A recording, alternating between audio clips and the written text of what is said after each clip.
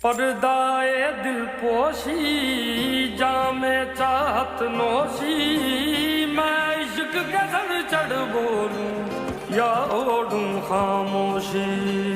तुझसे क्या पर्दा करूं तू मेरा आईना, तेरी दीद चखूं तो लगे जैसे अमृत पीना।